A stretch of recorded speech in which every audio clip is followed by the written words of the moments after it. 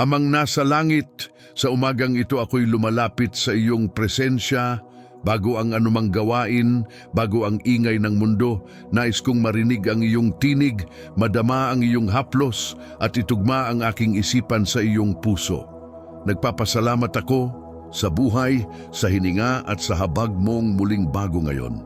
Panginoon, ikaw ang mamuno sa aking isipan ngayong umaga. Inihahandog ko sa iyo ang bawat kaisipan, bawat damdamin, bawat layunin. Baguhin mo ang aking isipan, O Diyos. Alisin mo ang takot, pag-aalinlangan at pagkabalisa at punuin mo ako ng iyong kapayapaan.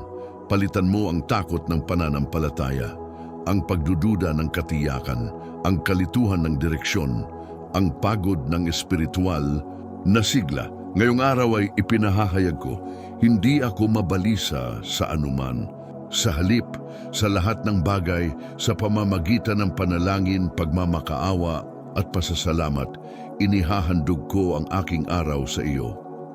At ang iyong kapayapaan na humihigit sa lahat ng pangunawa, ang siyang nagbabantay na sa aking isipan at puso, kay Kristo Jesus.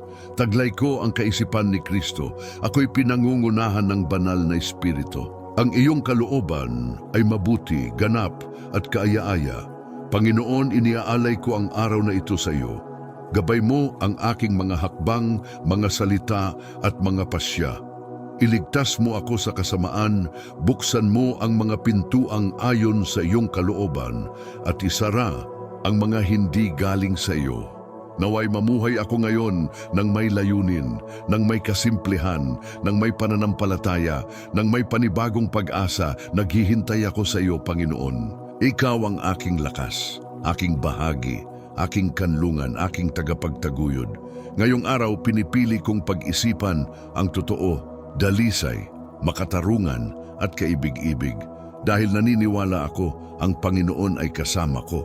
Kung nadama mo ang haplos ng Diyos ngayong umaga, kung ang banal na Espiritu ay nangusap sa iyong puso, iniimbitahan kitang gawin ang pinakamahalagang desisyon ng iyong buhay. Huwag mong ipagpaliban ang ginagawa ng Panginoon ngayon. Bukas ang kanyang mga bisig, handang tanggapin ka, patawarin ka, at simulan ang panibagong kwento ng iyong buhay. Kung nais mong tanggapin si Jesus bilang iyong tagapagligtas, manalangin ka ngayon ng may pananampalataya at katapatan. Panginoong Jesus, tinatanggap kita bilang aking tanging at sapat na tagapagligtas. Patawarin mo ang aking mga kasalanan, isulat mo ang aking pangalan sa aklat ng buhay, at baguhin mo ang aking kwento. Simula ngayon, lubos kong inihahandog ang aking buhay sa iyo. Amen. Kung nanalangin ka nito, maniwala ka. Ang langit ay nagdiriwang sa iyong desisyon. Magpatuloy sa buhay na malapit sa Diyos. Basahin ang kanyang salita, manalangin at makisama sa mga umiibig kay Jesus. Ito ang pinakamagandang pasya na maaari mong gawin sa pangalan ni Jesus. Amen.